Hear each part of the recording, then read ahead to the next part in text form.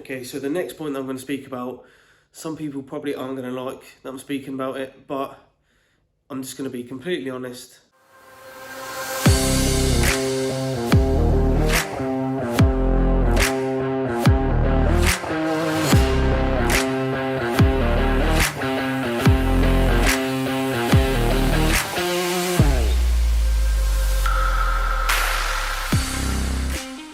Yo, I'm back with a post-show episode today. I'm going to be speaking about the reality and the downsides to pushing your body to the extreme whilst on contest prep. So the reason I'm doing this episode is because whilst I was on prep and getting very lean, the leaner I got and essentially the more unhealthy I was getting, the more I had people coming up to me in the gym and whatnot and asking what I was eating, how I was training, and essentially wanting to look as lean as me. So first of all, having a single digit low body fat percentage for like a competition and a show is completely unsustainable. You can't sustain that all year round. That's an unhealthy thing to try and sustain. So one of the unseen cons of prep is body dysmorphia. So some of you probably have heard of it. If you haven't heard of it, in short, it's where people worry about the flaws in their physique which they might not even have. For example, when I was on prep, I was thinking that I was nowhere near lean enough when realistically I was absolutely shredded basically, and I was very low body fat percentage and I was where I needed to be at the time, but kept telling myself and looking at myself and thinking that I looked bloated or looked like I wasn't lean enough. Another example is when you are lean enough and you think that you look lean enough, but then you start to think that you look really small because of how lean you've got and because you're carb depleted and you've shrunk down because your glycogen stores are low. You can then think that you look really small and then you think that you aren't looking big enough, but realistically you could actually be way big enough, both of which I actually experienced whilst going through my stage of prep. So I just want to add, these cons aren't going to be for everybody. These are completely individual, so some people might experience all of these the same as what I've experienced, and some people might experience barely any of these and experience their own cons of prep. Everybody's body is completely different. When I spoke to a lot of other competitive bodybuilders about the cons that I was having and the worries that I was having, my cons matched up to each individual person, if that makes sense. So every one of the cons that I had, someone else who I spoke to and branched out to had them. So I realised it was a common occurrence across multiple different people. So another big one that I got was basically being uncomfortable, and a lot of different points tie into this.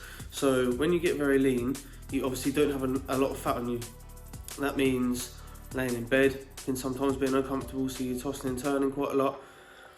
Sitting on certain seats, so like if you're sitting on like a wooden bar stool, your arse would start to hurt because you've got no fat protecting you there. Also, along with laying in bed, I also got pins and needles and like numb arms very quickly, because when I'm in bed I actually like to sleep on my arm like this, so that arm would then go completely numb really quickly, which is what's happening in prep a lot, and I would wake up with completely numb arm, like to the point where I couldn't really lift it up, and I had to like squeeze my hand and count to about 50 before I could start getting that feeling back, which was a horrible side effect. But I would sometimes get it in my legs, even if I was just sitting down, I would start getting pins and needles in my legs. And obviously that then leads on to, if you can't get comfortable in bed, your sleep's then going to be interrupted, so you have poor quality of sleep and you also feel tired from that, and it just has a roll-on effect. Okay, so another one that comes into it is obviously getting down to crunch zone again. These are all when you're getting very lean. I'm not saying you're going to have these symptoms or any of these symptoms throughout the whole of prep. Like I'm talking a low body fat percent, like a sort of like a 7% and lower body fat percentage. A thing of prep that you have to do, I've already alluded to before, is water loading.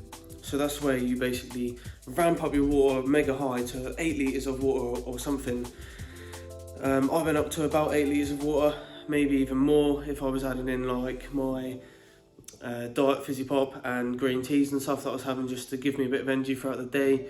And I was going for a piss all of the time, literally every 10-15 minutes I was getting up going for a piss.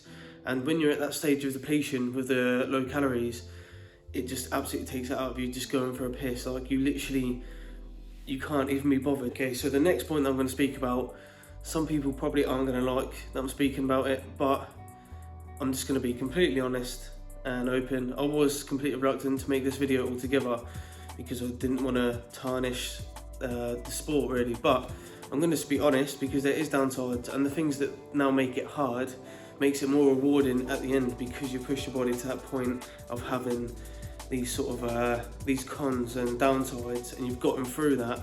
It then makes the end goal even sweeter. So the next what I want to talk about is the libido. I'm not going to go into it too much, but when you get down to this super low body fat percentage, you then lose your libido basically. You just then don't have the desire and the want that you once did for them certain things. And the reason that you do lose it is because what happens is, because your body is under such a high stress state, at the point of that low of body fat percentage, it is deemed as unhealthy by then, because it's not healthy, it's not sustainable. Your body doesn't want to be sitting at sub 5% body fat percentage, sub 4% if you can get that low. And what happens is, because it's that low and your body itself internally knows that that's an unhealthy state for you to be in, it then doesn't want to send you the signal for you to then bring another human into the earth basically, because it believes that you are incapable of looking after yourself, let alone another human. That's the same reason, like for females, if they are under super amount of stress, they won't be able to get pregnant because their body doesn't believe that they can look after themselves, which means therefore they can't look after another human. If you manage to get yourself to that low of a body fat percentage, your body won't allow you to send them signals for you to then want to reproduce. So that's the reason that your libido goes down, which is obviously not great for side effect. I'm not saying, again, this is going to be for a long period of time. It's just if you're actually pushing yourself to the absolute limit. So I've obviously mentioned that you have no energy all the time because of the high cardio, the low calories, as you all know from all of my other episodes. If you haven't seen them, please check them out. But what goes hand in hand with that is the feeling like you're going to pass out. So I would get that a lot. So even if I was sitting down, as soon as I go to stand up, as soon as I go to do something, like from a snap point. So obviously, do you know when you stand up too quickly, you feel like you're going to pass out? I was getting that, but even if I wasn't standing up very fast, I was getting that all of the time. Literally going up the stairs, feeling lightheaded and stuff like that. That then rolls on to my next point about not feeling numb to close calls. For an example, I love my car and I put a lot of work into my car, as a lot of people know, but when I was on prep and I was completely depleted and I was coming back from long cardio sessions and stuff, if I was coming out of a car park and I nearly hit a wall, in which most cases I'd be shook up and I'd have a bit of adrenaline rush from it and have like a close call, or say like you nearly pull out on a car, or a car nearly pulls out on you and you're going really quick and you have a bit of adrenaline rush and a kick from it.